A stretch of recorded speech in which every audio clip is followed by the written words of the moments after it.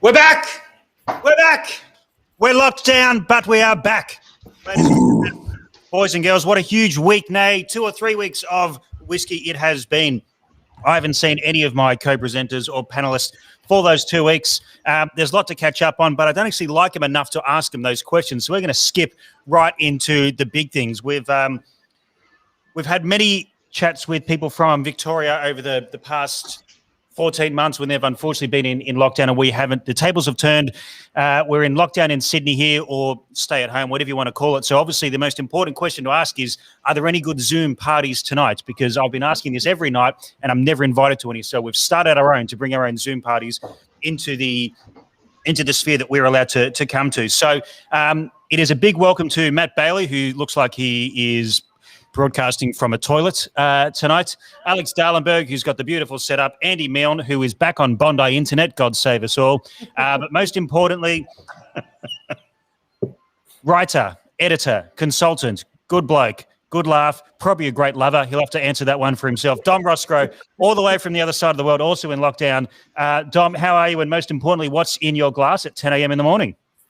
Well, yeah, actually, what's in my glass at 10 a.m. this morning is from last night.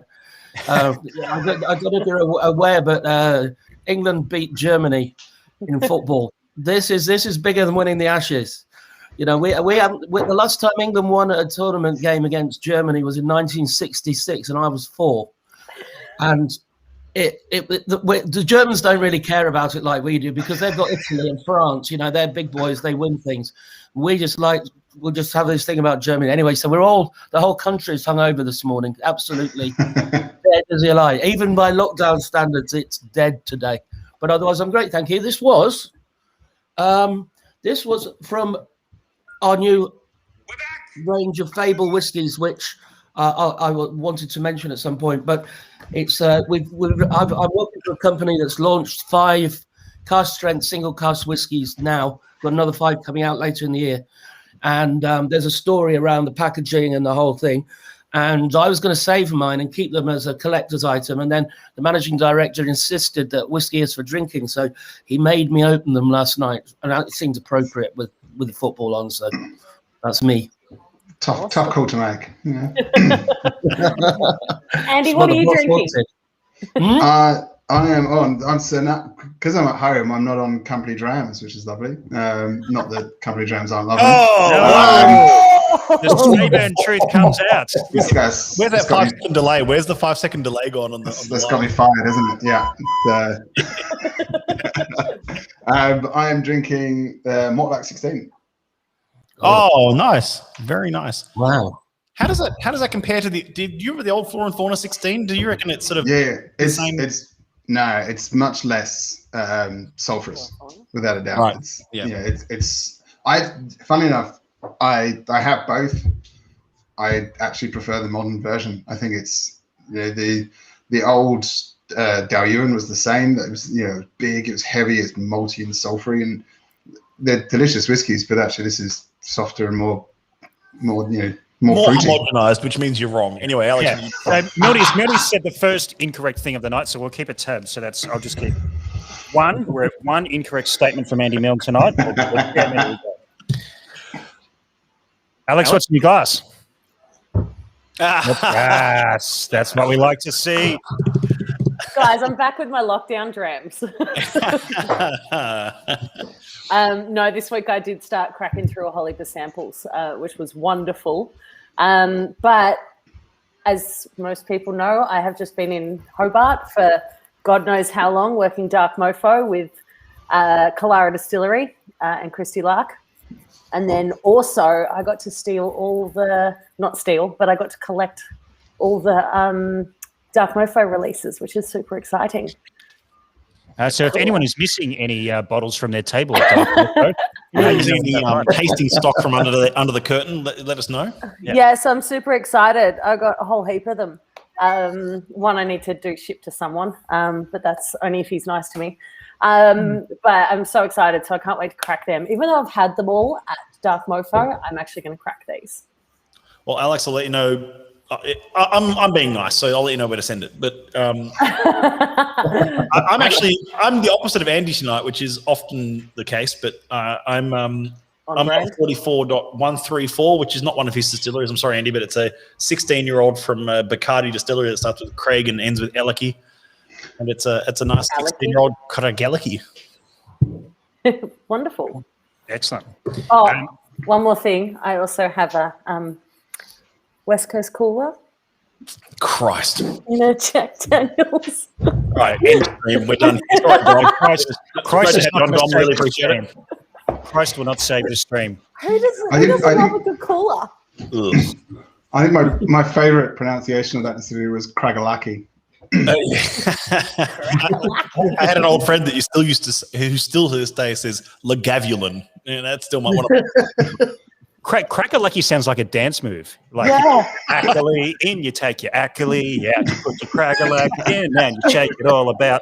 I think that's pretty much what you're going to do. What you do at Blackgate, right, Scotty? Oh no, it's far worse at Blackgate. Far worse. Dom, I do have to apologise. It's been a couple of weeks since we've actually done this, so this is what we call catching up. And no, it's great. It's great. So Dom, you've watched a few episodes. You know what we're like. I've, You know what you're in for. before. I've kept an eye on you, and it cheers me up just to think I've travelled there. Really, it makes me feel I'm not stuck in this room. Yeah. Scotty, what are you drinking? And then we can get into it. I'm on Flurio, the boutique version, which is very important. It's a bottle of whiskey with a steam train on the label, which obviously makes it taste far superior than any bottles of whiskey that don't have steam trains on them. There's another one over here, actually, if anyone remembers this release that I might dig into a little bit later. The old Hand in Hand Ardmore. Oh, yeah. And I can't afford to open any of the Jack Weavers tonight, so that's what I'm going to say where it is. But a quick g'day to big, bad, bustling Barry Melia on the chat, to Jimmy Finnegan. Crafty Field is in lockdown capital, or Capiti's only distillery, which is interesting because I don't think Capiti is in lockdown at the moment, but good on you anyway. Lee White and Guillermo saying isolation is much better like this. Well, and yes, very much. Thank you to the team at Nipper Courage for my hoodie, which I'm going to spin on because it's one of the great hoodies. Can't hear me when I do this, but...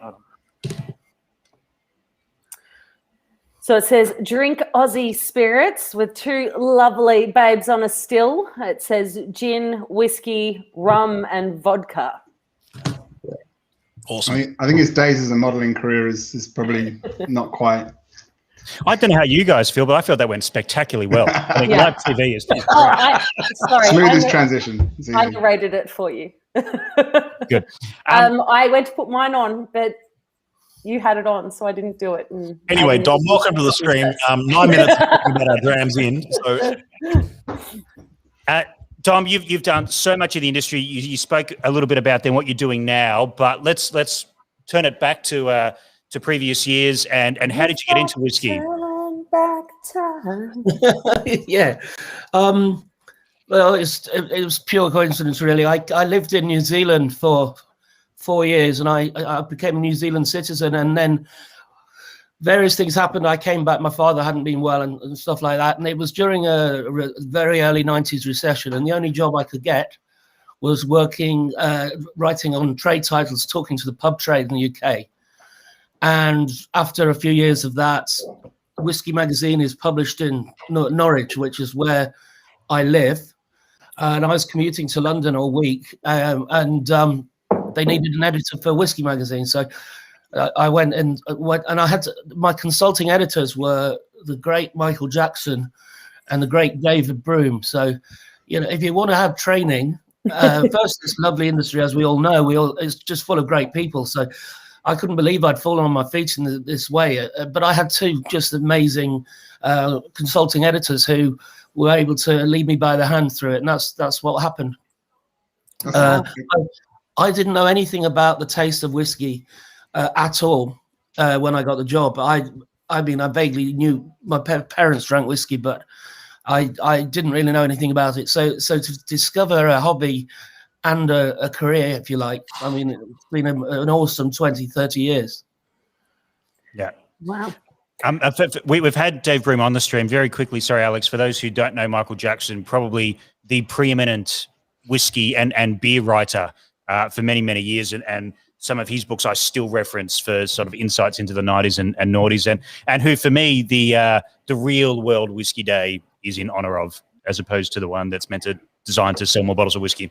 And just to nerd out on that stat even further, just for a second, only pay attention to those early editions of the Michael Jackson book, because the later ones, they did change a lot over the years, but I reckon those early ones were something else. Yeah, unbelievable. I wrote the later ones. Both very good, Dom. I knew you were It's absolutely true. Absolutely I know. true. We're about to do. There's talk of us doing an 8th edition of the Malt Whiskey Yearbook. But I tell you what's very interesting about this. Michael Jackson was the reason I kind of got on with him was because he was from a newspaper background from the north of England. He was into rugby league. And he was a very, very timid and quiet man. But he actually, when you got to know him, he had quite a steely journalistic background. And he was amazing. You learn so much of him. If he was doing a tasting, everybody else's glasses had been collected, and he'd be like this with his. And you say, Michael, you've got to give it up now because we've got to move on. And he'd say, somebody took 30 years to make this. Please give them some respect and give it the time it deserves. Yeah. And it's like, whoa. And he was always at the front taking notes. Always at the front taking notes. And you'd say to him, Michael, how many times have you been to this distillery? Oh, 40, 50. Why are you still taking notes? Always something new to learn, he'd say. And if you ever see an old Porteous mill, his girlfriend used to call him Porteous because he was from Yorkshire. He was indestructible and he was go on forever. Of course, he didn't go on forever. He died. But basically, that's what the Porteous went out of business because they were so good they never broke, so they never needed replacing. That's why it's like Duracell batteries, the same problem. They last too long. That old story as to why Porteous went out of business, isn't it? Made them too good. Yeah. Quick shout out for someone else who makes very good stuff. Pete Bignell, who says evening all, but most importantly to Dom Roskrow, I think friend of the stream and friend of yours, Dom. Pete Bignell from the Belgrave Distillery. Hi, Peter. How are you? I hope you're well. I'm still Peter occasionally comes across there, and he's always great company. I met him last time I saw him. Last time I saw him, we met in a railway station as he was passing through. He's always got a different take on whiskey. The thing I love about the Australian distillery industry is that it basically doesn't mind knocking over statues. So if you go to Scotland, and this is not a criticism of Scotland, but Scotland can be traditional and doesn't accept change or challenge to change. Whereas Australia will basically say, well, there's a statue, why should I not kick it over? And Peter's done that all through his career, and I admire it immensely. He's one of the, to me, I do an online magazine, and my first edition was about the new wave of Australian distillers. But Peter's part of that original group that I think kind of put Australia on the map. Big fan of his. Good to hear you listening, Peter.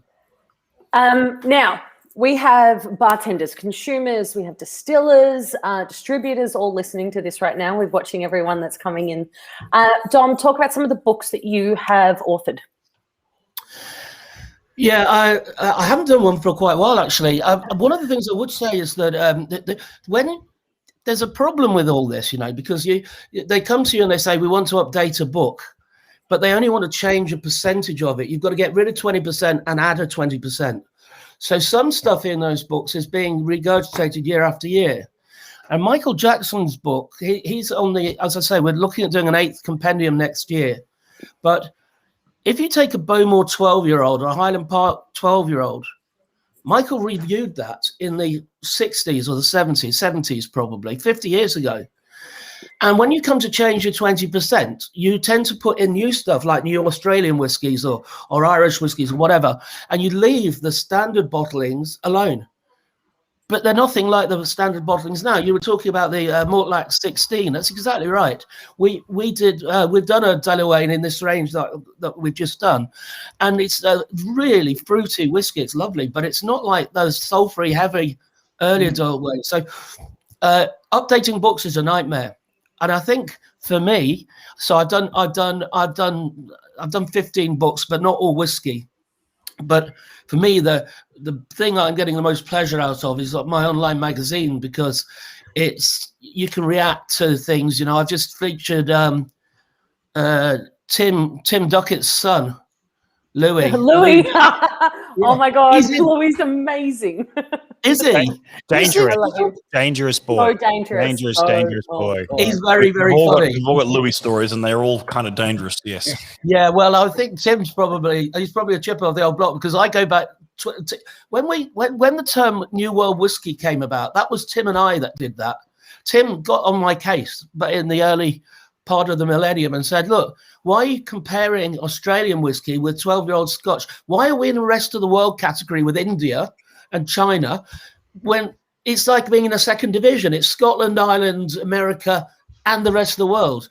So I scrapped that. We came up with New World Whiskey, which was anything outside the 5 traditional areas.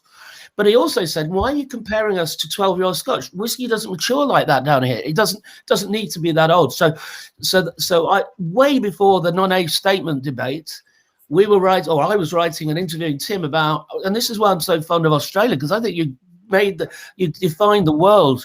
So that magazine is, to me, I'm working on issue 3 now, and the cover story is going to be on Switzerland. And I'm doing interviews with people, and the girl I spoke to yesterday, she's just become master distiller for Marussia Beverages. She's 26. Louis is 23. You know, you guys you've got the future ahead of you. It's just brilliant. And so There you go, Alex. She's already 2 years older than you. You're sweet. I caught up with Jack Lark, who is partnering with Louis Duckett, Yes. and they're doing Gypsy Whiskey Co. I think that's it, Gypsy Whiskey Co. And they're just about to release their absinthe. Now, I had the absinthe, and it was absolutely banging. It was amazing. Really? Yeah, and it's about to come out. So that's their co-business. So It's Jack fun. Lark, who is Bill Lark's son. He's mentioned in the feature. Now, that is a powerhouse of boys. Yeah, well, he's mentioned in the feature, and he talks about the absinthe. Obviously, I haven't tried it, but I just think this is great. Yeah. You know, and the same with Christy, you know, doing what she's doing. Her whiskey's great. And, you know, people read this stuff now because it's online and read it anywhere. And it's kind of, I mean, I think they said they'd done a whiskey in a Coca-Cola cask. Yeah, the smoky Cokie cask, yes. I'll send you a photo of it. But Dom, I was lucky enough to be in Tim Duckett's warehouse and trying some of the Coke syrup that came out of the barrels. It's not pretty. But I can't wait for that release. I can wait. Please make it stop. I can't wait.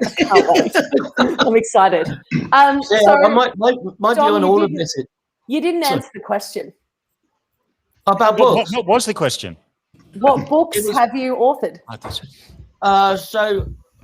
But my first big book, which was an incredible indulgence, was the world's best whiskies, which was full of anecdotes that I'd used in tastings over the years. So, you know, I have a go at English rugby fans, for instance. And, you know, just very random. Leicester City get mentioned a few times. It's all kind of a lot of music. I am absolutely massive fan of the Hoodoo Gurus. And I get references into my tasting notes around.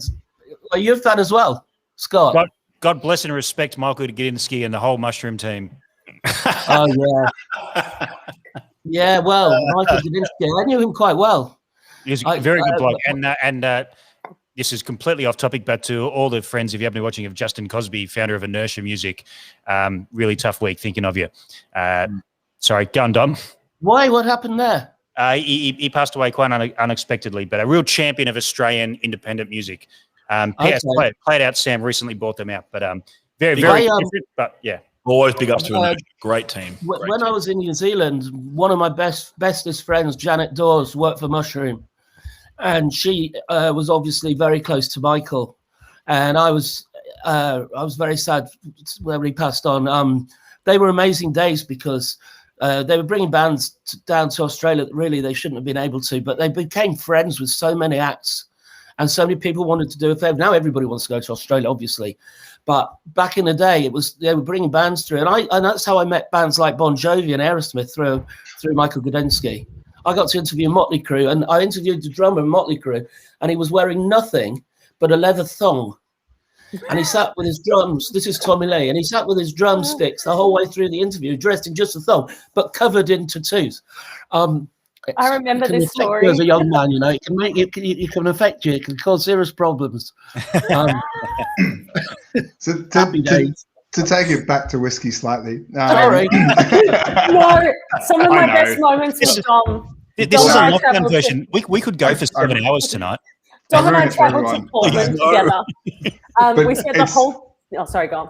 It's something that's I had sort of thought I want to ask that, and then Crafty's come up and asked the same thing as well. But you talked about the fact that this Scotland's stuck in a tradition and not really doing much changing. But who's exciting you, and who do you think is doing things differently in Scotland that actually is forging that new change? Well, Scott, yeah, that's a good question. Scotland's interesting because when I started writing about New World whiskey, it was the 5 original Canada, America, Kentucky, Scotland, Ireland, and Japan were not my subjects. Everything else was. And it became almost an us and them. You know, I was representing all these small guys against the might of Scotland. But actually, that's not right. What's changed this time for me is that there are now quite a lot of craft distillers in Scotland doing very interesting things. I did a cover story on Jim Swan. And Jim Swan worked with Lindora's Abbey is very interesting. Nuckneen, very interesting. There's a range of them, but some of them are actually going the opposite way to the big producers by rediscovering grains from the 60s that were lower yielding but allegedly higher in quality, and they're going back to hand processing and manufacturing and making diverse new make spirit, which they would argue, and they wouldn't be without point, that the big companies are getting more and more homogenous. The day I started in whiskey, Nick Morgan at Diageo, the first month I went to see Nick Morgan at Diageo, and he told me then that they were building distilleries to make spirits that they hadn't, they were losing the palate, the portfolio of tastes, because distilleries were dumbing down and becoming more and more homogenous. And if you look at what they're making at Ross Isle, that's what they did. They create 2 different, I think it's 2 different spirits up there, but one of them, they're using traditional distillation units, condensation units, designed to get that heavy, sulfury malt-like spirit that you say is gone. So there is some truth in that. So some of these companies that are coming through now, distilleries that are coming through now, are determined to, if you like, go back a generation and present Scotch whiskey in the way it would have been presented before it became homogenized. And I don't shoot me, I'm only the messenger, but that's what they claim they're doing. So I think if anyone could do that, would it be Nick Morgan as well? So he would be absolutely being able to pull that off as well. So yeah. I've always been fiercely defended Diageo because the team that Nick headed, he doesn't now, but the team he headed was so loyal to the traditions of great Scotch whiskey. You know, nobody could tell me that Talisker or Lagavulin weren't craft distilleries. They're bigger, but they're making incredible products. And so I think, Diageo get a hard time because they're multinational, but actually no more than in Australia, Dom. The tall poppy syndrome is always well and truly alive here, but everyone likes to hate on the big guys, so everyone will hate on something like a Diageo for being a big company. Yeah, but I think they have the leisure to experiment without showing the experiment. I think when you become that size, the advantage is you can do all this experimentation, work out what works and what doesn't, and if it fails, it can go into the bucket of that didn't work, and you don't have to rely on capital to sort of go, oh, well, we've committed to this, we've got to get it out. And that's not a criticism on other distillers. It's just they have that in their pocket to be able to go, okay, that failed, move on. And it's years ago I had the same thing on a wine tasting with Chateau Margaux, where you wouldn't have thought that they were experimenting with screw cap and various different organic, biodynamic, and so forth. But they were there going, this is everything that we've tried. That failed. That's going all right.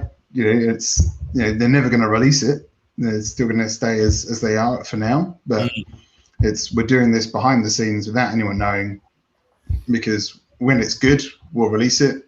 If it's not, we won't. Yeah. I think they've even gone one step further than that now, because with Distill Ventures, what they're actually doing is going out and finding distilleries that are making stuff that's different. I think Starwood down there Yeah. is a still venture. Yeah, Yeah, it is. The one that interests me most is Stauning in Denmark, because Stauning is a very unusual whiskey. It's not a natural companion. I say this a lot. You shouldn't compare world whiskey with Scotch whiskey, because they're not intended to be the same. You can't take what Tim's doing at Hartwood and compare it to, it's just not. But Stauning's making quite unusual whiskey, and they're allowing them to make it, and they're just giving them all the support in terms of marketing and distribution and all those things that they're probably weak at, but letting them do the whiskey making. And I think that's quite grown up of them, really. Yeah. Tom, I just want to ask you a quick question based on you've spoken about Tim and Hartwood a few times. Now, from our point of view, we're in Australia. We were born here. We live here. Australia. And so, like, we love it. We're very protective. We've seen it evolve, and I'd consider yourself to be one of like the fiercest and earliest champions of Australian whiskey globally. I mean, you've got people like Andy Milne, who when he moved here didn't know that we even made whiskey in Australia, let alone that any of it was any good. So, or what a BNS ball is. Yeah, so, down the track, when you look at Australia, obviously there's some stuff that you really love. You've got your eye on a lot of things around the world, as you've been talking about. Is there anything maybe that you think Australian whiskey is doing really well? And then on the other side of the coin, anything that we're probably not doing too well or pushing too hard or making mistakes with? Well, that's a big question, because obviously until the problem we've always had is that when I came down to Australia, I thought, well, as Australia grows and goes to the rest of the world, I'll be on board then. I'll have been there from day one, and that's where my future will lie. And it's never happened. And the reason it hasn't happened is because you sell most of your whiskey down there. I remember somebody in Sydney saying to me, if you look from here up to the UK, you're a tiny dot over the other side, next to our biggest rivals, Scotland and Ireland. And in between us and them is Southeast Asia. So why would we try and export to that dot, try and hit a dot when we've got a whole target in front of them? And so I've fallen out of date, to be honest. I didn't, when I came back to doing this magazine again, it's been great because the whole world's changed. So with that caveat, I just say that what I love about what is happening down there is the quality of the new make spirit. What Australia seems to me to have done is to open the whole question about maturation, and if you start with a really good spirit, then you don't need 10 or 12 years in Australia to make a great whiskey. And I think although Tim is at that level now, Lark is, and Solomon's Cove is, the fact is, you look at what we had the Boutique Whiskey Company range come out, and Killara was one of them, but every one of those, it was a mixture of Peter was there, Peter Bignell's whiskey was there, and so was Bakery Hill. Bakery Hill is a very traditional Scottish style product, but it's extremely good, really good. I don't talk and it's all aged. It's all long aged as well. Bakery Hill. It's all at least 7 to 10 years of age, most of it. Yeah. Dom, it's funny you mentioned that. There's a distillery in Australia I was recently working with, and I asked them what their export looks like. Even not just to the UK, but I'm talking total export. And their response was 2. And I said, 2 what? 2,000 litres, 200 litres? What are you exporting? And they said, no, 2 cases a year. 2 cases. It was 2 cases a year export. It was like, well, you don't need to do more than that because everything they produce was being sold locally. It was fine. And yeah, and I'm not bitter about this at all. You must understand. I love doing what I do. I'm not bitter about it at all. But it works the same for other countries, though, Dom. I mean, like you look at, we don't see any Swedish whiskey much in Australia. We don't see much German whiskey in Australia. We don't, there's other countries producing whiskey. Sure. There'd be distilleries in Germany producing great whiskey, I'm sure, like at least half a dozen that would be, I know it's mostly, fruit wines and other garbage, but, there'd be a couple of distilleries at least over there that people in Germany would say, this is amazing whiskey that there'll be maybe 6 people in Australia know about. And it'd be like, well, yeah.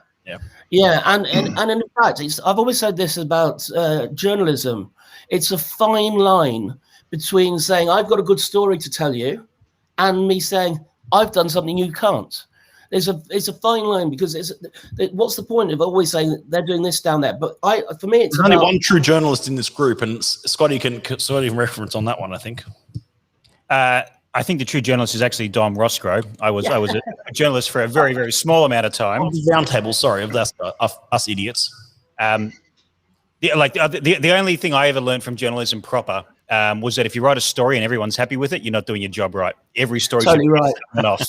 I totally right. I have this expression: journalism is all about saying something about someone that someone else doesn't want you to say. And it's the same thing. I don't call myself a journalist anymore because I basically get fed by the hand that I'm feeding off, and we're writers, and that's fine as long as you're transparent about it. To pretend we're doing anything even vaguely like real journalism is when you go to get all expenses paid trips places, and then you drink great food, meet great people like Alex in Portland, and you can't tell me that that's the hardest gig in the world. So I tend to agree with that. But the thing is though, what the point I think that to me it's like a canvas. And so when I talk about Australian whiskey, perhaps they can't buy up here, although some of it was available, not a lot, but was. It's like painting it's like talking about independent bottlers. If you talk about the fact they make Speyside whiskies great, eventually somebody will come across a bottle and think, well, I know that it's on the canvas, it's all in color, and it's probably good.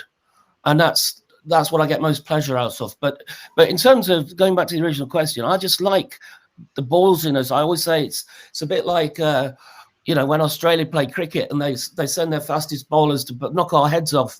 That's Australian whiskey. It's no holds barred. You get what it is, and there's no apologies made. The Swedes. Interesting you mentioned Sweden, because I always compare Sweden to Australia.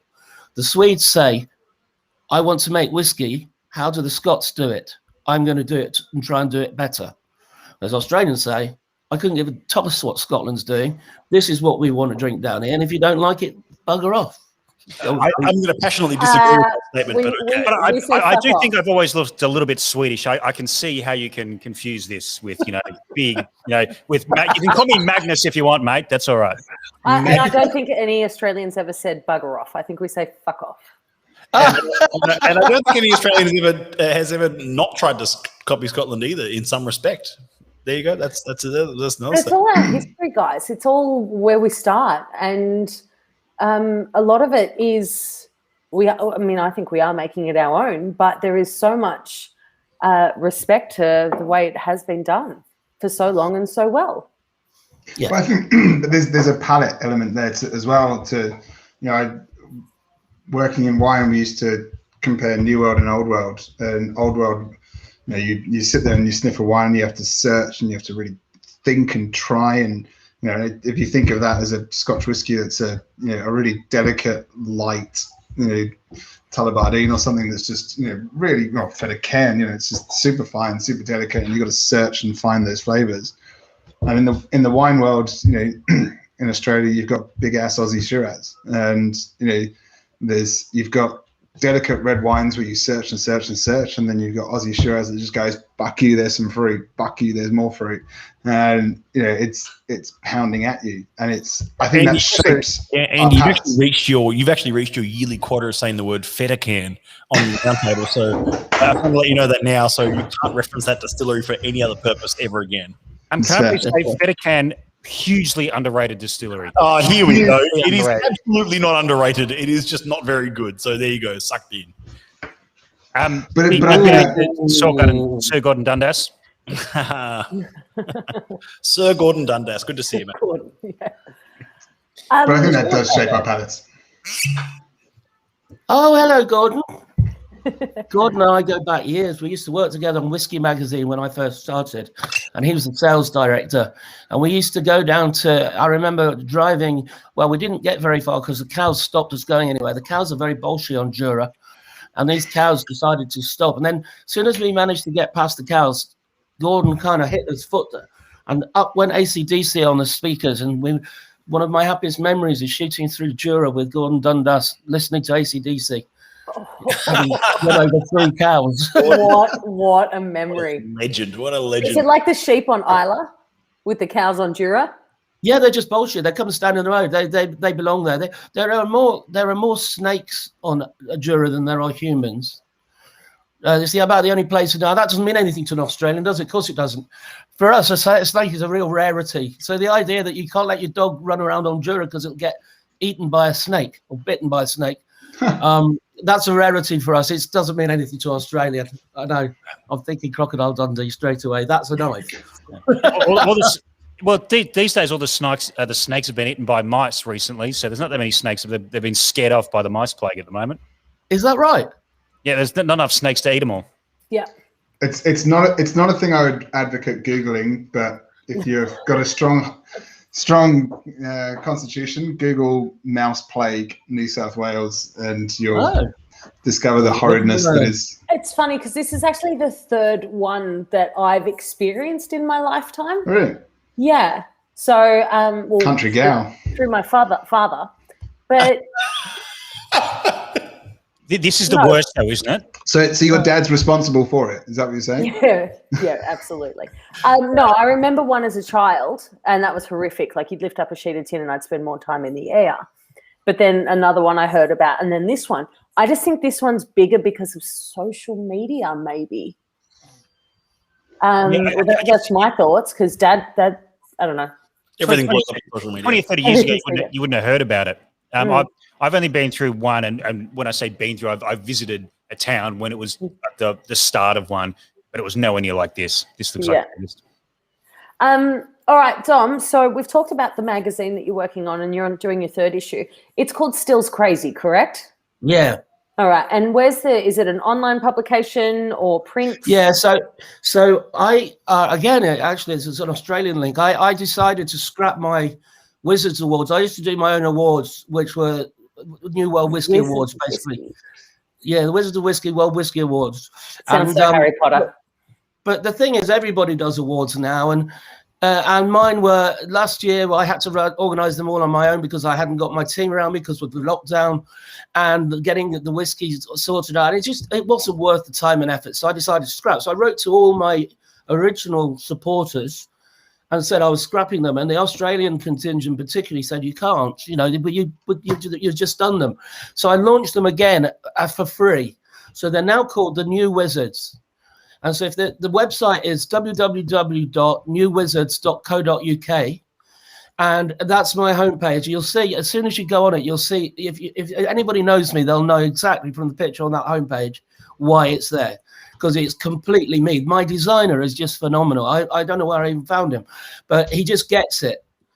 And on there is a link to the first two issues of Stills Crazy. And we're working so well together. We were going to do it every 2 months. So the next one's not really due until September, but I think it'll be out the end of this month or even very early August because he just gets it. I send it to him, he sends it back, and I say, yeah, that's done. There's no, it's just brilliant. I'm very, very proud to have him because I get all the glory, but he doesn't like to be in the split. Oh, there it is. There we go. And this is edition 2, I believe. Yeah, with Jim Swan. Yeah. Can we bring up because we're in Australia, Scotty? How good are you bringing up edition 1, which I was so excited about when I saw the cover? It should be on the same link. May, there it is. Stand by. We're going to test my internet connection right now. See how quickly it's streaming the whole magazine. Yeah, no one else can see this at the moment because my internet's just crashed. But there we go. We can all see it. Lifts up. Look at this. How's that for it's definitely it's absolutely represents New World whiskey. I love this. The color. It's definitely not traditional, Dom. I love it. Yeah, that's the whole point. Yeah. What I wanted was, but basically something, and the great thing is I send him a magazine that's meant to be 40 pages, and he publishes it over 68 because he just likes to blow up a picture for the sake of it. The page on India, that looks like the homepage on India is just phenomenal. It's great.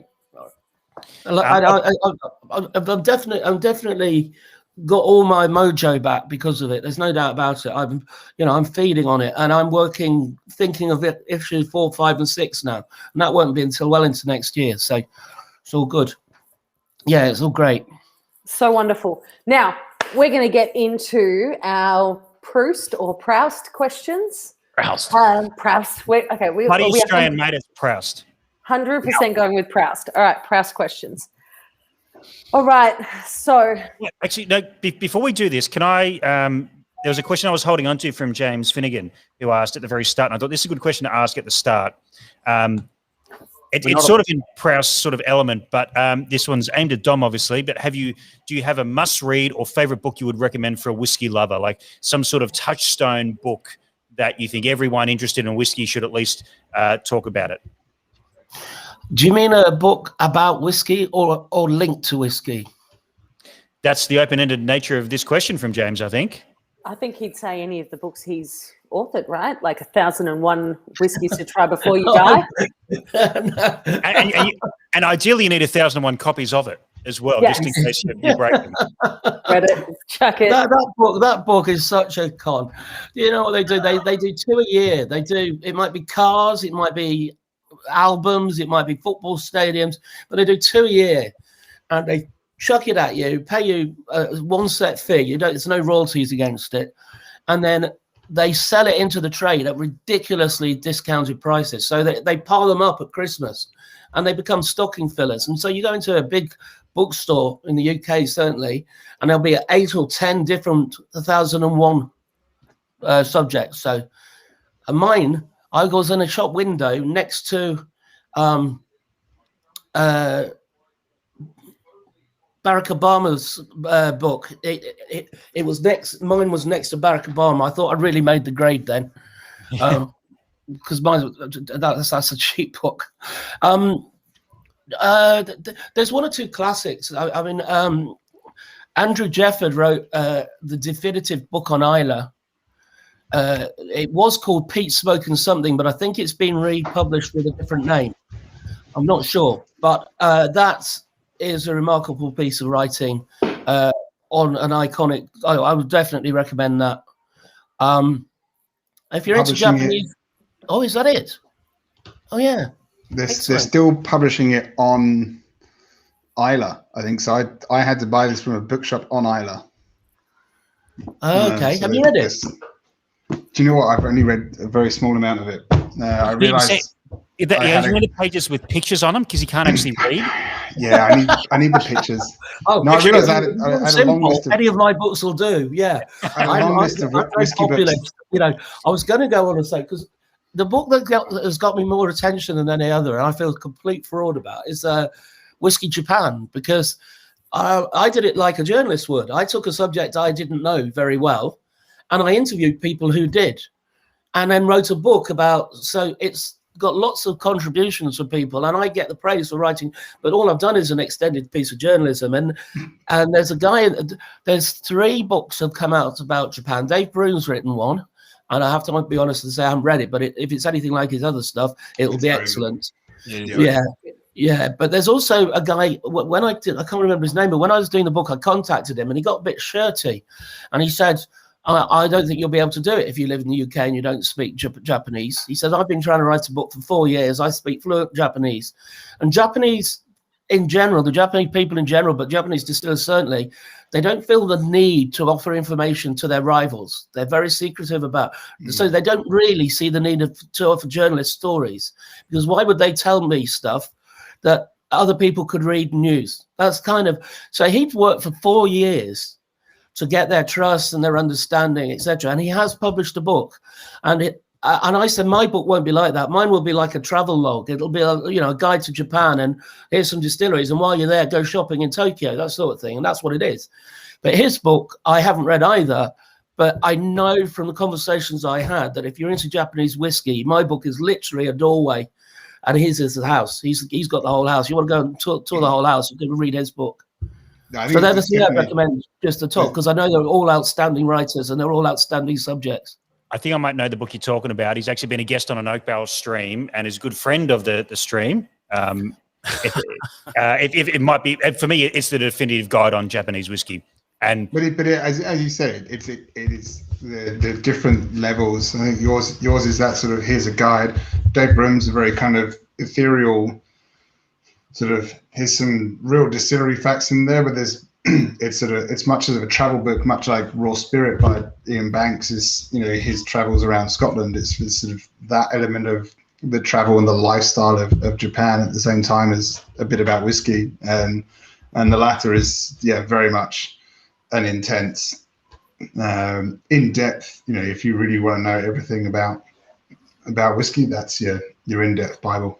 I want to say a quick shout out. We were talking about farming in Australia before to Lisa and Owen Deuce. Cheers, Scotty and Alex from Foot the Farmer Cat. I think that is what he's saying there. It's definitely cat. Farmer Cat. Foot is a very good friend of the Oak Barrel, and everyone in whiskey, lives out near Dubbo Manduran Way, has been struggling really hard with this current plague, but is a lovely bloke. Had a chance to see him the other week, and was unbelievable. So good on you, Foot, and to the Deuces.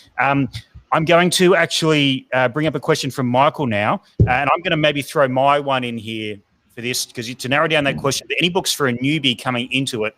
And I remember the first book that I really connected with, in terms of not just a bare basics about whiskey, but actually was Dave Broom's Whiskey Atlas. The first one. So for someone just getting into the idea of maybe buying books, it doesn't want to drill down just into Islay or just into books about closed distilleries or just about 300-page monologues on Brora, that sort of stuff. Dom, is there something that for someone who's just coming into reading about whiskey, a book they can go home and just a really easy entry into that sort of concept? Yeah, I don't tend to do this, but I will in this case. I would suggest that the Whiskey Opus that I did with Gavin Smith, and the reason for that is because of the focus I've put on what I call New World Whiskey. The sections on those topics are better in my book, not because I'm a better writer, it's just I've done more about them than other writers have. And I just think that that's a really easy... Alwyn Gwilt, who works for William Grant, said that was her definitive book, go-to book, just to find... So if she hears of a distillery and she just wants to find out who it is. Charlie McLean's written one as well, actually. But it basically has a little bit on lots of things. And it's a good starting point. Yeah, those two. Because the thing is that I used to find Whiskey Magazine writing 5 or 6 pages on a closed distillery really, really dull. And I think the thing about the subject is that you to me, it's very simple. You say, right, I've discovered Speyside. Do I want to discover the rest of Scotland, or do I want to specifically go into Speyside? And what is it in Speyside I want to do? And you can go off on your own little journey. And some people end up specializing in Macallan, for instance. But that start of that journey, you need to have all the starting points, just so you know. And it's amazing where it takes you. I mean, I think that some of the journey through Switzerland, which I'm on at the moment, and I do quite a lot of work with Swiss. I work for a Swiss company, and the way they're doing things and the way their road is gone is just really intriguing. And for instance, there's a distillery called Orma, and they took me up there. One of the guys, they turned up in a Bentley. He turned up in a Bentley. I was in Switzerland, and I was in this valley, and it was a Sunday morning, and the bells were ringing, and the bells were ringing, and there were Mädchen dancing around in lederhosen. No, that's a lie. And he turned up in a Bentley, and we're driving down the road, and he points at this building, and he says, "Do you know what that is?" And I said, "No." He said, "Well, if I tell you, I have to kill you." And it was really in a nondescript building with barbed wire around it and stuff. He said, "That's where they print all the euro notes for the whole of Europe." I said, "How do you know that?" And he said, "Because I do their security. That's my job. My job is to protect cybersecurity from breaking into the euro notes." Not a very good job. We're on this mountain, and it's one of those mountains in Switzerland where you look down and it's a sheer drop, and you think we're going to die. And we get to the top of this mountain, and we go into these caves. And although the Swiss never really had an army, they did have caves, which they used to have weapons in to protect if Switzerland got invaded. And you're overlooking this whole Alpine Valley, and they make whiskey there. Well, no, they didn't make whiskey there. They made whiskey in Liechtenstein, and they brought it up on the ski lifts. They bring the whiskey up on the ski lift and mature it in these caves. And the guy who was with the other partner he made jewelry out of cremated ash. So if your partner died, you can make them into a diamond and have them around your neck. I've heard about this. I have a horse. And he spoke Frankers or Frankersisch, which is the nearest language in the world to Latin. but it's a form of bastardized French that's spoken by some people in a very, very particular part of Switzerland. There are only a few thousand speakers, and that was his natural language. And Orma, I can't do it on screen because it wouldn't make any sense to you, but the way they'd written Orma, when you turned it upside down, it was 8 in Roman numerals. And the strength of the whiskey was 44%. And they were maturing it for 8 years and 8 months. And the reason was because in Asia, 8 is a sacred number, and their whole export was aimed at going into Asia. It's what you're talking about, never seeing the whiskey. Well, they've now built a distillery up there. They've now built a distillery. I couldn't go to the opening because it only opened last year and it was locked down. But it's the highest distillery in the world. And they're kind of doing experiments about whether the air, the whatchamacallit, the condensity of the air, where they affect how whiskey matures and stuff. And I mean, this isn't the only story like that in Switzerland. It's one I care to mention. I'll write about it in issue 3. But that's a really interesting side journey that not many people are on. That's what happened with Australia, really. Dave Baker came and stayed with me over here. If you weren't already about to download issue 3 when it comes out and sign up for that notification, I think you're doing it now. Yeah. I have a very sick running joke with my wife that whichever one of us goes first will turn into a diamond, and we have to remarry, and the other person then has to wear that ring. Oh, dearie me, you'd be. We'll never know whether the other person goes through with it, but I like the idea of it. I love the idea. Dearie me. Shall we? Shall we proust? Shall we? All right, let's proust. Alex, kick it off. Oh. Okay, I'll kick it off. Dom, if you could work at any distillery in the world, which one would it be? You could work at one distillery. Which one would it be? And give us a brief rundown of one. So quick shot. Don't overthink it. But no. Do overthink it because you need to live in this town as well. So it's the whole about like the culture and the town, and you are a full-time employee at this distillery, not fly in, fly out. You live and work with this distillery. If it was one distillery in the whole world, you have the whole world to pick from this. Which is the world, Alex. I've got down to 2, and now I'm trying to think which one I'd rather live in. I'm going to say Maker's Mark. Ooh, wow. Ooh. And why is that? Because Maker's Mark, 1, it's incredibly pretty. 2, it makes whiskey in a really traditional way. And the people who work there are all a bit Bill Samueled, which means they're all a bit insane. It's all a bit cookie. And I have incredibly happy memories of that part of the world. When I wrote The World's Best Whiskies, when I wrote that book, I actually contrived situations by taking music with me. And I'd put the music on as we approached the distillery so I could bring the music into the distillery story. And I went down to I've been to Maker's Mark quite a lot. And every time I've been there, it's always been a bit oddball. I once went down there. I'm going to tell you this story. I once went down there and they had 2 Australian guests. Ever told. I love this. Keep going. Bring them on. Yeah, they had 2 Australian guests who won a competition, but these guys were as rough as you like. I mean, they were really rough. And when they found out I was English, that was it. It was like sharks. They just homed in.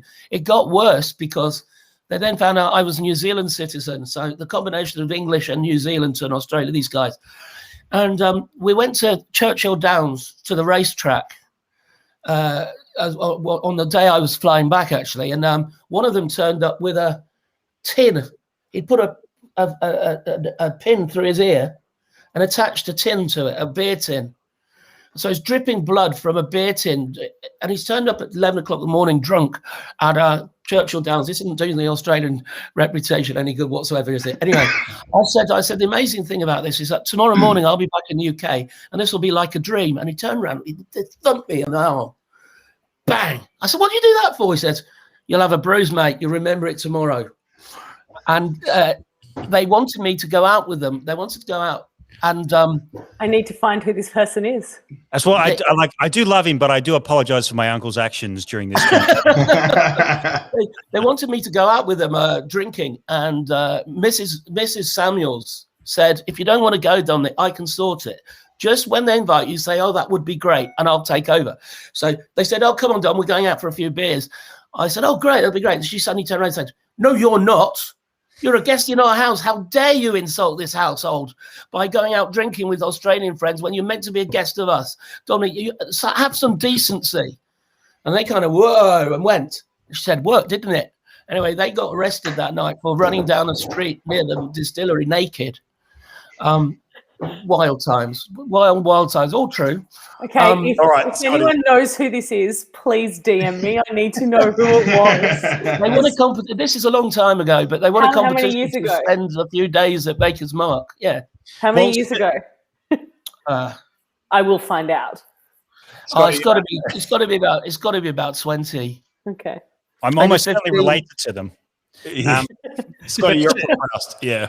Yeah. Sir Gordon Dundas says, great choice makers is fabulous. I think it went with you, Dom. So, I mean, did you know each other at the time? Gordon, did you I was still at Whisky. Yeah, that'd be right, Gordon.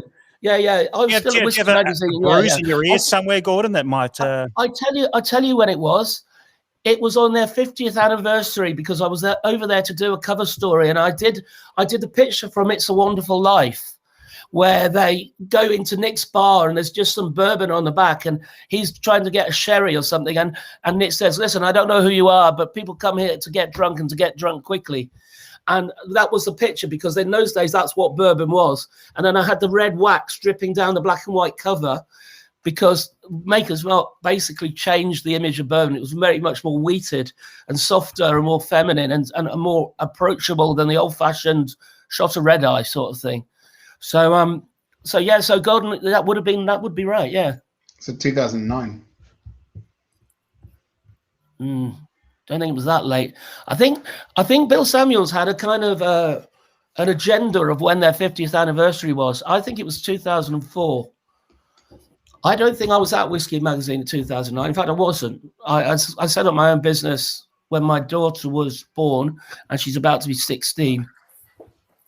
So I set up my own business 2004, 2005. But Bill Samuels, Bill Samuels, his father invented Maker's Mark, and his mother came up with the mark, which is wrong. It says the 4th or the 6th when it's the other way around because he was dyslexic, or is dyslexic. And he had a different. It was really hard to work out whether it was the 50th anniversary or not because he took it from different points. So I think you'd find it a bit earlier. So, yeah, Gordon's in 2004, so 45th. All right. Can I ask the next question? Good. No. What is your happiest whiskey memory? Oh, do you know, this is one of those ones I keep for tasting events. It was on a Saturday morning. No, I'm going to give you two answers. Saturday morning, 6 o'clock, May the 30th, sitting in the sunshine with a little bottle of Johnny Walker, plastic, and a plastic cup, and phoning people to say that my first son was born. Aww. And that was. As I always say, whiskey is all about experience. It's not about money. It's not about quality necessarily. It's about the experience you're having. That's definitely up there. Probably my most amazing one was we did a charity walk across Speyside. Dave Broom, Annabelle Meikle, myself, March and Miller. And we walked for 3 days through Speyside. And at that time, it was to raise awareness of the G8 summit. And there was an election in the UK, and we had politicians or would-be politicians walking with us. And we got back to the district. We got lost on the last day. We had to cut the Spey path was shut, so we had to cross a hill. And Dave's got his romping stick. Off he goes up this hill. I got bitten. And by Monday, I was in hospital with cellulitis. By Dave, or yeah, by something Scottish. I don't know what it was. By Monday, I couldn't walk on this leg, and I went to work. And Rabina Sheikh, who worked for Whisky Magazine, said, "Just get to hospital," and they put me straight on a drip. 2 soldiers died that year from the same thing. Cellulitis is really, really evil. But anyway, the Friday night, we were exhausted. We got to the distillery we should have been there at 6. To a little party, got there at 9, and they gave us great pint glasses of out of the cask strength spirit. Absolutely unbelievable. And we had fish and chips for tea. But the next day, Glenmorangie were having a breakfast, and they'd asked us all our ages or our date of birth, the year of birth. And we went to Glenmorangie for breakfast, and on each table there was a little bottle that big. Mine's just there now. It's about that big. I've drunk it, but it was 1961 Glenfarclas. Sorry, well, Glenfarclas. John Grant was there, and I had a 1961 Glenfarclas. Everyone had their year birth, and also there was a little separate one so you could taste it without opening the bottle. I opened the bottle when New Zealand won the World Cup last time in rugby, so I drank mine then, but I kept it for a long time. It was 40 years old when I got it. Anyway, John Grant is the Grant family is just amazing, and he did this amazing breakfast, and we had wonderful whiskies with breakfast. And then he said, "Oh, didn't you get any of the Glenfarclas Millennium whiskey?" And he had a bottle, and he opened it, and we shared it. And by 10 o'clock, we were as merry as you like. And that's probably when I was happiest in the whiskey industry. They were just remarkable days. Wow. Such a great answer. Incredible stories. But it sums up to what you said, Dom. You've come into this industry from, other industries, and, you found your way into this. And I think you feel like what pretty much everyone else on Roundtable does.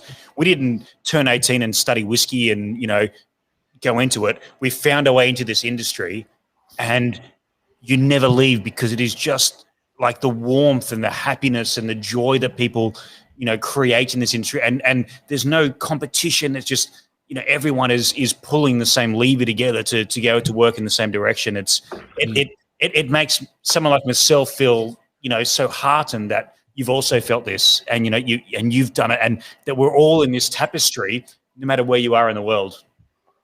But for me, it's an even bigger picture. I often say that in my lifetime, I remember my dad having a little Commodore computer and inputting binary to get a Yahtzee game on it. And in our lives, we've gone from the silicon chip to these games now in 3D and all, and that's happened in our lifetime. It's just incredible. But in whiskey, what's also happened is that I happen to have lived through the explosion in world whiskey and the explosion in social media. So now we're talking across the world, literally across the world. And everywhere I go, I meet people who've got things to teach me and to tell me, and I can learn from. And you're right. It's like that. I feel sometimes conceited that we're part of a very elusive, exclusive club, and everybody else is missing out on our fun, because there's so many great people. And the best of it is every distillery across the world is the same. They're humble, down to earth, normally working people who can't quite understand what the fuss is about. To them, they're making a great grain yeast and water drink. And then they find out it's being sold in London for £100,000 in an elite vase. And they just think it's crazy. And it is. But that's the, and that's why I've got no whiskey in the house. One, because I'm a chronic alcoholic. But two, I don't save anything. You only live once. I was a music journalist before I was a whiskey writer. So all I've done is drink and meet people for a living. That's all I've done. And it's just crazy. Tom, about all of our lives, isn't it? Yeah, I've now been at the Oak Barrel for 6 years and about 6 months now, so 6.5 years. And it literally was the decision I made when I was a music journalist and this job opened up. And thank you, Dave Withers, for going to run Archie Rose to create this job for me. Was what is literally the only job I can drink more at: music journalist or work in whiskey. It's like, it was easy. Scott Down Under says, whiskey family for life, 100% believe in that. Quick question from Sir Gordon. Remember selecting your own Woodford Reserve? He has a bottle left. He has a bottle, but not much left in that bottle. Now, do you have a bottle of that Woodford Reserve left? And do you remember selecting it? I remember selecting it very, very well. That was another amazing trip, actually. Woodford Reserve is another amazing distillery, but it was a really baking hot day. And I was there with Dale DeGroff, the American cocktail maker. Dale is a legend. And we were given a lunchtime. We were given 8 samples, I think it was, cask strength samples. And we had to pick one. I think I still got a bottle. I think I have, actually. It's probably one of the few I've got stuck in my garage. What was special about it was that Woodford Reserve is actually a very small distillery, and they had a lot of problems there because they make it the same way as Scotch whiskey, but because you've got the grains still in the mix, it sticks and burns. So they had a lot of problems getting the distillery to operate, but it can't make enough Woodford Reserve for what they need. So a lot of it is made in Louisville at Early Times, which is Old Forester. It's the sister Woodford Reserve's parent company. It's Brown Forman. Their distillery in Louisville makes sorry? Now Sazerac. Yeah, absolutely right. Sorry. But so they mix the two. Now the whiskey we had, Milne wanker. Come on, mate. the whiskey we had was 100% from Woodford Reserve Distillery. So it was the only bottling in the world of pure Woodford Reserve Distillery whiskey. So they decided to put it on at the whiskey show. Maybe one of the years you were there. They had original Woodford Reserve, and they had my Woodford Reserve, or our Woodford Reserve, because Dale and I split the cask. And ours had a much more Scotch-like element, and it outscored 7-3 against the original Woodford Reserve because it was more in common with European taste, which for me was really, really interesting. That was a fabulous trip, but I got arrested on the way back. Well, I didn't get arrested. I got detained because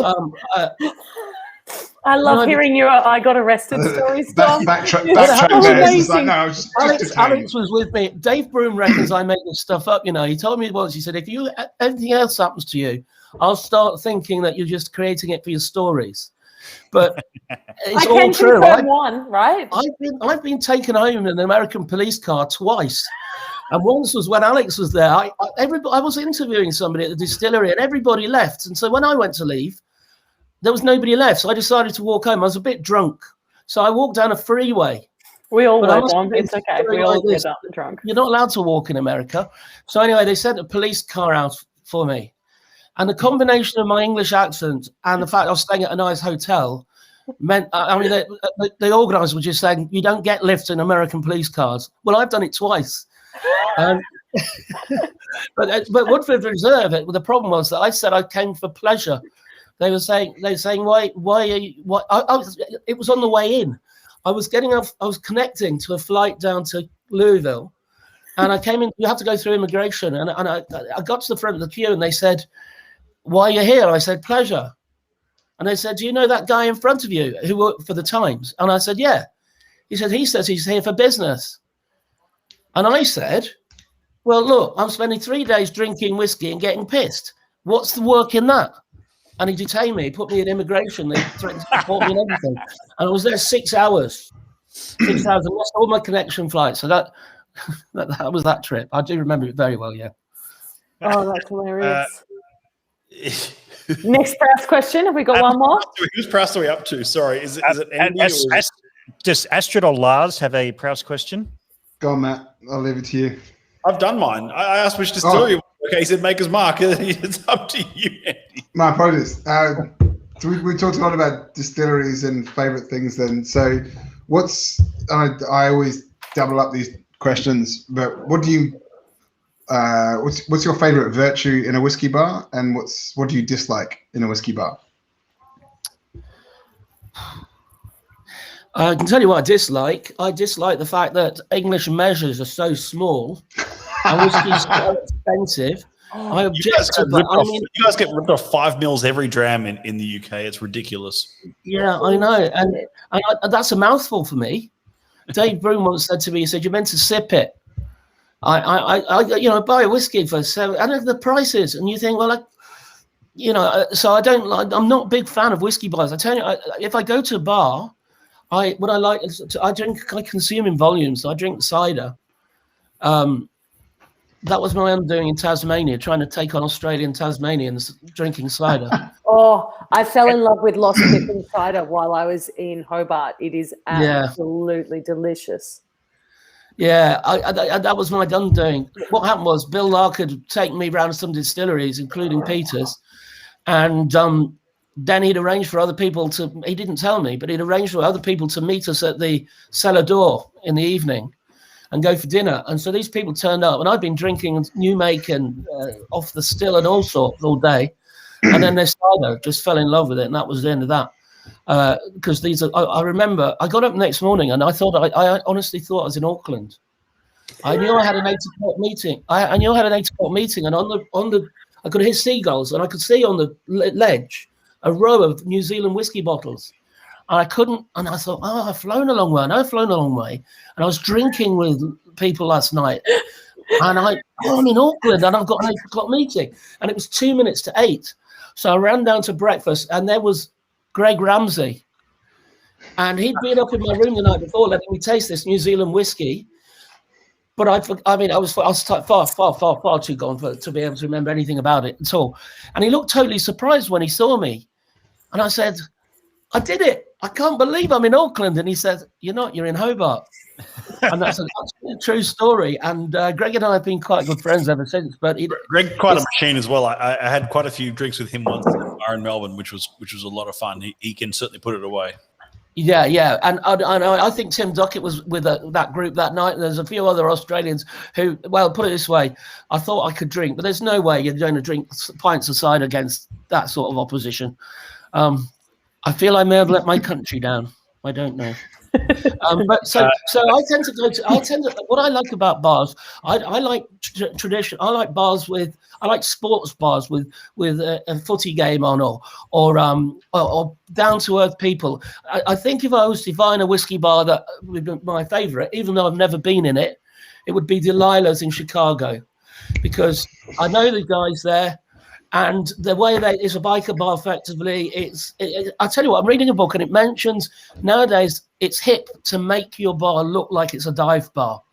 But real dive bars grow exponentially their own way in their own time, and that's what they are. And I think Chicago would be, Delilah's would be my dream whiskey bar, because the people are so down to earth. And he wanted me to DJ there, I never did it. I would have loved that. That would have been my absolute element, DJing in Delilah's. Delilah's is one of my favorite bars. It's unbeknownst to me, I went out there and I caught up with a lot of the guys from Michter's, and we went out for dinner, went out for some drinks, and ended up in Delilah's. And all of a sudden, I sort of turned around. I think I was at the bar, and I turned to my left, and Stuart Buchanan was standing next to me at the bar. I just went, what the fuck? And I've known him for years. And I just told him, so trouble. I was like, what the fuck are you doing here? It's just like, oh, I'm just here for a drink. I was like, the fucking odds. So yeah, no, you're exactly right. It is one of those perfect bars that's dive. It's amazing beers, but it's loud, it's busy, it's rustly. The bottles are, above the fridge and tucked up in the corners, and it's not a swanky, here's our back bar. It's just bottles just stacked up wherever they can be, and it's just like, and the original Delilah's Compass Box, I remember trying that ages ago, but hadn't tried it since. I was like, oh, I must try that again. And it's sitting above their beer fridge in the far top corner. They're just like, oh yeah, we'll just grab that one down. It's just like this sort of no care, but at the same time, who gives a shit kind of bar. It's great. Gordon Dundas got engaged in there? And then did not. We've talked about having Gordon on stream before. All right, Gordon, you're just going to have to come in. Yeah, I think we need Gordon. I'm currently doing the negotiations. Is Scotty's video frozen for anyone else, or is it just me? What's that? It's all right. I can't see. Scotty's video is frozen for me. I can't. It doesn't matter. Gordon, I'll book you in for the 21st of July. Done. Perfect. Put it in the spreadsheet, apparently. He's in the spreadsheet. Scotty, what's your question? Look, it is it has to be in this sort of realm, and the realm that I talk. And we've done a lot of these roundtables. We have a lot of guests and a lot of people that I never thought that we'd speak to, that I would never speak to. That the power of Astrid, Eva, and Lars helping me out would get these guests on to be part of this. But there's been some people that I really, really enjoyed speaking to, and they've always been, for me, the best ones are the writers, because I feel that sort of like that connection that coming from that world. So under that spirit, a question that I've asked all the writers we've had, whether it be Becky Paskin or Dave Broom or whoever, when do you lie about whiskey? I love this question. That's a really good question. I think I probably only lied twice. One was I was up at Bell Blair on a Saturday afternoon, and they used to every year they used to. You planted this, didn't you, Andy? I know where you're going with this. Yeah, go on. Yeah, Scott muted me at that point as well. Just only because the echo of me was coming through your screen. Sorry. No, that's all right. Continue. It's all right. They used to. I can't remember. There was a Campbelltown whiskey that they used to have a tasting birthday every year. They didn't release it, but they used to invite people to come and taste it every year. So it'd be 5 years old, 6 years, whatever. And there was a group of Germans on their way back from that had come to the East Coast, and they turned up at the distillery, and we thought it'd be polite to invite them into where we were. And as soon as they heard my name, one of them says, I have something for you. And he brought out of his rucksack a little bottle of whiskey. And he said, you tell me what you think of this. So I put it in my glass. It was absolutely horrendous. It was absolutely dreadful. And I thought, what do you do now? You're going to insult them. You know, we hadn't beaten them at football even at that time. But the Germans, I just thought, I've got it. It's a really difficult situation. Do I lie or do I not? So what I said was,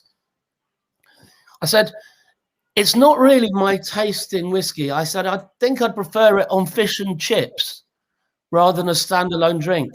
At which point he burst out laughing. Ha, ha, ha, ha, ha, ha. It's a joke. It's called fishkey. It's being in a herring cask. It's proper whiskey. That's because back in the day, that's what they would have stored it in. The Campbelltown would have. I remember fishkey. That was yeah. I'm amazed you tried it. I've heard all the stories about this, and I regularly talk about this as especially because I work with Pulteney here in Australia, and obviously being a distillery where we're famous for herring and herring barrels.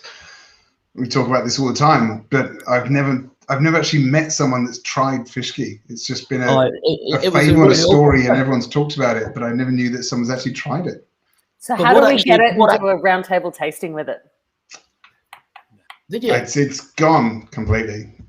What made that particular thing special was he laughed loud and he goes, "Ha! You see, we Germans do have a sense of humor." The other time I lied was at Glengoyne, and I was on a press trip with like 15 people, and Robbie, who's the master distiller there, I don't know if he still is, he was. He's a Geordie, he's from the north of England, and I've always got on well with him. They're a good laugh, the Glen. The In McLeod are always up for a beer and a laugh. They're great. And anyway, he said, Dominic, he said, you've got a cask here maturing, which I filled for Whiskey Magazine. When it came to getting it out, Whiskey Magazine claimed it, and I never got any of it. But he said, it's 8 years old. Would you like to try some? So I said, great. So he pours this whiskey, and everybody's watching me, a whole table of people, and I taste it. And Glengoyne's whole thing is the real taste of whiskey, no peat. And this whiskey's peaty. And I'm thinking, this is really peaty. And I'm going, it's not what I would have expected from Glengoyne. It's rather nice, but it's not very typical Glengoyne. At which point Robbie, in front of everybody, said, no, he says, that's Kalila. And he'd deliberately given me a Kalila sample instead of my Glengoyne sample, just to wind me up in front of all the other press people. It sounds like you've I passed told him a lot of tests. very funny, and that was a lie. That's a pretty dick move, but yeah. Yeah. But you've done really so well. But like, it's a hard question to answer, really, because a lot of what we do is damn with slight praise. That's not lying. It's just not being as effusive and as full as you could be about something. It's a subtle way of saying nothing, really. Yeah. What do the others say?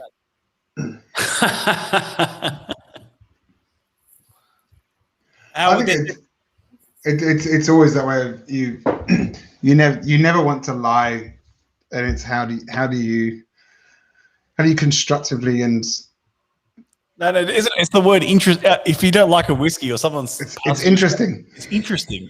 We'll see. It's unusual. Oh, I've not had something like that before. You took it very literally, Dom. Like most of us say, like, I mean, my answer to that is when I lie, when I've spent more money than the whiskey budget is allocated. Or people say when I told my wife that I bought that bottle last month, not this month. Oh, I see. So you're saying I'm being too serious? No, I loved it though, because you're probably one of the most brave people, and that comes back to your, I think, journalistic instincts, is to go and tell the truth. And I love that. Someone passed me a whiskey at a tasting a couple of years ago in country New South Wales. No, not country. Sorry. Anyway, it was in Sydney. They passed me a tasting, a sample, a glass of whiskey, and they said, "Oh, what do you think of this?" And my response was, "I don't want to put that in my mouth." Like I had a smell of it and said, "That's not something I want to drink." And it turned out that it was actually a associate distiller passing me some spirit, which they were very fond of, and I said it wasn't very good. But and I think you have to be honest with that stuff. Otherwise, no one gets constructive criticism, and everyone just goes, "Oh, everything's really good," and we never improve. Yeah. No, we've all done that where we've had someone pass something to us and sort of gone, "What do you think of this?" And like, Well, like. How many times have you sat next to like representatives from Speyburn, Milne? You don't Speyburn reference. When did you last all drink Speyburn 15 blind and enjoy it? Oh, listen to this faff. So you mean blind drunk, right? Get fucked. It was before we went live. So so no record, really drunk record of that actually happening. Okay, got it. Oh wow. All right. Dom, we asked you for an hour. It is now getting very close to an hour and a half. Mate, thank you so much for joining us on the roundtable. It's been an absolute pleasure. What I was sort of leaning on before, it's like I think we're getting all the flashbacks here in Sydney about what it's like to be in lockdown, having not been in lockdown for about a year. You know, where this started, and it was the four of us looking for something to do on a Wednesday, Thursday night, and we got through, and it spiraled into this beautiful thing. Speaking of people who I've read most of your books, that, you know, things you've edited. I used to subscribe to Whiskey Magazine, like all of these things that I've had your fingerprints all over them. To actually meet the person behind them and ask the questions and say g'day is a real treat for me, and it wouldn't happen without Roundtable. So thank you so much for donating your time, plus a fair bit. It's very, very special for us, and mate, thank you for what you've done, not only for whiskey in bringing people into whiskey around the world, but as we said, like an early adopter and arguably one of the foremost champions of Australian whiskey from an international point of view.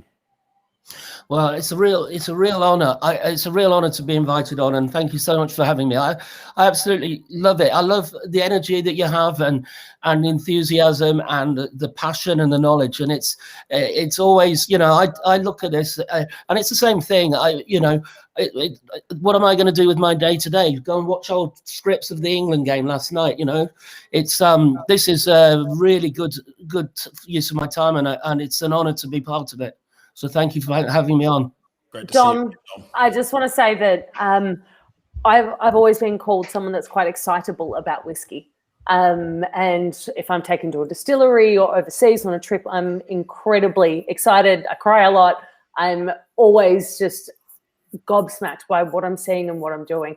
I think you were one of the people that could rival me in that.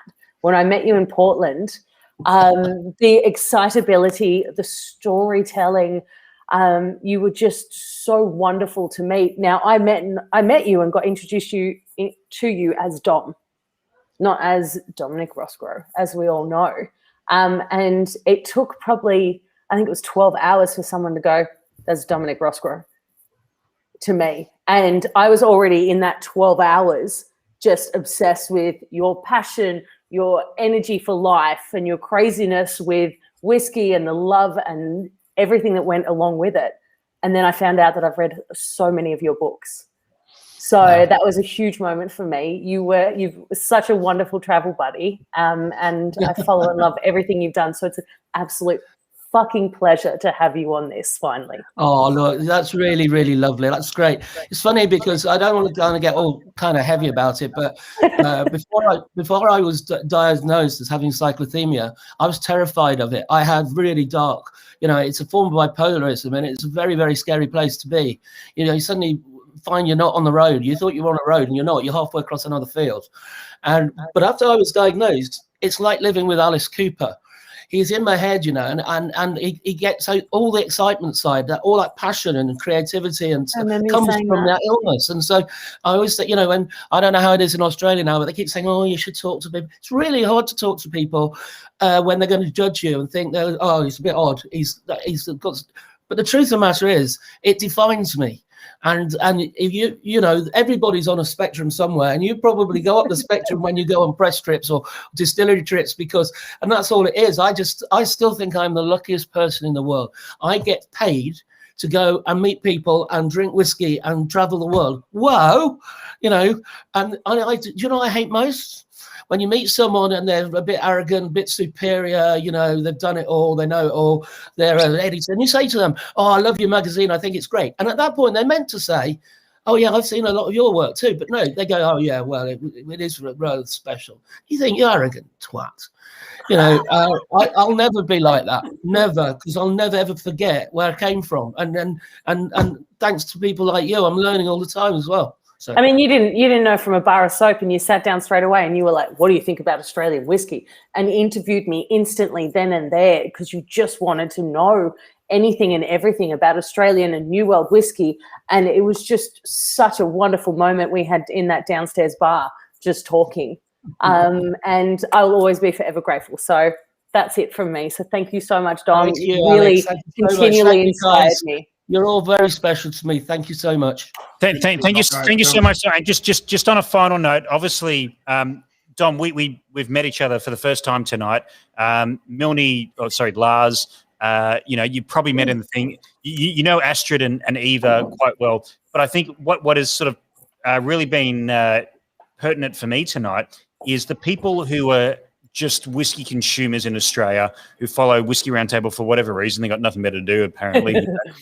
Love Island and The Bachelor's not on at the moment, so they're watching this. But like, they are loving the stories, they're loving the interaction. And I think that is, like, you should never forget the impact you have on the people who are just reading the books and who are getting into whiskey, who might never, they see a name, they've never seen a photo, they don't know what your voice sounds like, they don't know where you're from. That was me. And that is so important. I'm so glad that we saw a few of those people in the chat tonight. We've got Guillermo, James, I know Crafty for sure, Scotch Down Under, if that is really your real name, I doubt it. James and all these people that have like been chatting the whole way through. Dom, you should always, keep that in mind about what the impact, and we see it in Australia, but I'm sure it happens in every other country that enjoys whiskey, which is every country in the world, hopefully. Your impact is not understated. Thanks, Scott. Really appreciate it. Thank you very much. Absolutely. Yeah. All right. Wow, thank you. No, Okay. guys. Have a great, it's late in your evening now, so have a great rest of whatever day you've got left, and see you soon. Bye. You're watching. We'll be back next week. We've got a guest for next week, apparently. Kathleen Davies. Oh, lock it in. Lock it in. Oh, he said goodbye.